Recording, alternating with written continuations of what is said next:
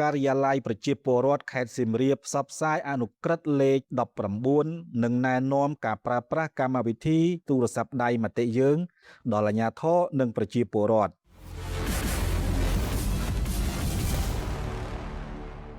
ខេត្តសៀមរាបដើម្បីលើកកម្ពស់អភិបាលកិច្ចល្អនិងពង្រឹងប្រសិទ្ធភាពនៃការផ្តល់សេវាសាធារណៈនៅថ្នាក់ក្រោមជាតិការិយាល័យប្រជាពលរដ្ឋខេត្តសៀមរាបបានរៀបចំកម្មវិធីផ្សព្វផ្សាយអនុក្រឹត្យលេខ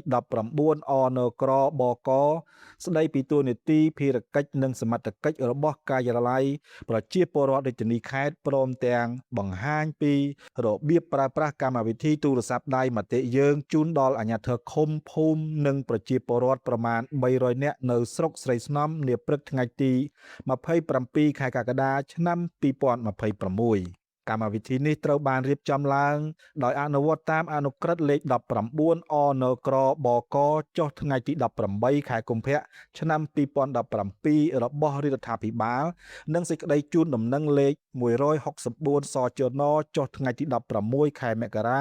ឆ្នាំ2026ស្តីពីការដាក់ឲ្យប្រើប្រាស់ជាផ្លូវការនៅប្រព័ន្ធគ្រប់គ្រងទិន្នន័យបណ្ដឹងនិងព័ត៌មានកម្មវិធីនេះក៏ធ្វើឡើងស្របតាមការចង្អុលបង្ហាញរបស់អាដាមលីសំរិទ្ធប្រធានក្រុមប្រឹក្សាខេត្តនិងការឯកភាពរបស់អភិបាលខេត្តសៀមរាបផងដែរអញ្ជើញចូលរួមក្នុងកម្មវិធីនេះមានថ្នាក់ដឹកនាំរដ្ឋបាលស្រុកស្រីស្នំរួមមានលោកប្រធានក្រុមប្រឹក្សាស្រុកលោកអភិបាលស្រុកក្រុមការងារការិយាល័យប្រជាពលរដ្ឋខេត្តព្រមទាំងអាជ្ញាធរមូលដ្ឋាននិងប្រជាពលរដ្ឋជាច្រើនរូបក្នុងឱកាសនោះមន្ត្រីជំនាញបានធ្វើបទបង្ហាញអំពីទូនីតិភារកិច្ចនិងសមត្ថកិច្ចរបស់ការិយាល័យប្រជាពលរដ្ឋក្នុងការទទួលពិនិត្យសម្របសម្រួលនិងតាមដានការដោះស្រាយបណ្ដឹងរបស់ប្រជាពលរដ្ឋក្រៅប្រព័ន្ធតុលាការដោយឈរលើគោលការណ៍អព្យាក្រឹតតម្លាភាពនិងគណនេយ្យភាពទន្ទឹមនឹងនេះក៏បានពន្យល់ពីនីតិវិធីនៃការទទួលបណ្ដឹងការវាយតម្លៃការបញ្ជូនទៅស្ថាប័នមានសមត្ថកិច្ចនិងការផ្ដល់ព័ត៌មានត្រឡប់ជូនម្ចាស់បណ្ដឹងវិញក្រៅពីការផ្សព្វផ្សាយអំពីក្របខ័ណ្ឌច្បាប់ក្រមការងារក៏បានណែនាំលម្អិតអំពីការប្រើប្រាស់កម្មវិធីទូរស័ព្ទដៃមតិយើង